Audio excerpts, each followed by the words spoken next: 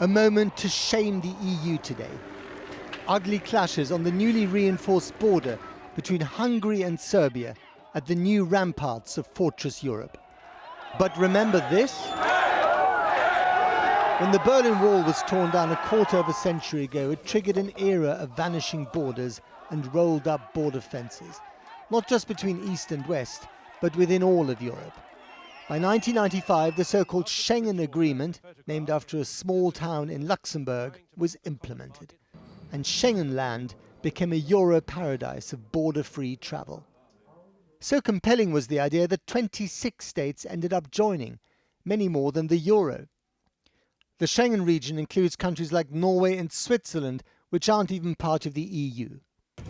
A quarter of a century ago, the barriers were coming down. Now they're going up, and scenes like this would have been unimaginable just a few months ago. The fence along the Hungarian-Serbian border is the most dramatic, the most galling. The images of recent weeks are chilling to those who have a historic memory. Motorways between European capitals turned into refugee camps flies in the face of everything that Europe, a community of values forged at the end of the Second World War, thought it stood for. To understand the current flow of people, you need to understand geography. In the past, the most popular route of entry into Schengen land was across the Mediterranean from Libya to Italy, but this became too dangerous as thousands drowned. A much shorter and thus safer route was from Turkey to Greece, but this left migrants with a problem. They had to cross several countries before reaching Schengen land, and the shortest route was via Macedonia and Serbia into Hungary. By building their fence and deploying their troops, the Hungarians thought they were doing Europe a favour and keeping the migrating masses at bay. But Germany, by far the most popular destination for people, disagreed. 2 weeks ago, Germans cheered refugee trains arriving in Munich and Frankfurt, as Angela Merkel said that everyone was welcome. It was a proud moment. The world was impressed. But the numbers became overwhelming, and last weekend Berlin declared that it couldn't cope. This is Salzburg station in Austria today. All trains to Germany have been stopped. An astonishing reversal. And here too, migrants, refugees, as well as EU citizens have run into new barriers.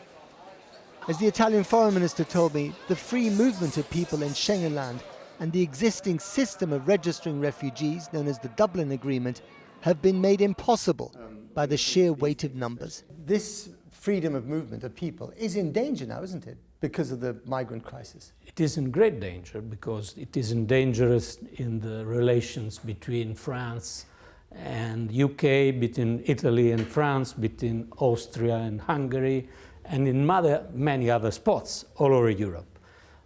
The way to face this challenge is, from Italian point of view, the need to have a sort of European asylum. But as the barriers go up, the pressure points will build. This was the Greek island of Lesbos today. This was the border between Serbia and Hungary today. And these are people trekking to the border between Croatia and Slovenia today. As long as the Middle East boils, the huddled masses will keep coming tomorrow and the day after. It is fear that will keep them on the road, and it is fear inside Fortress Europe that will shut the gates and erode Europe's moral underpinning.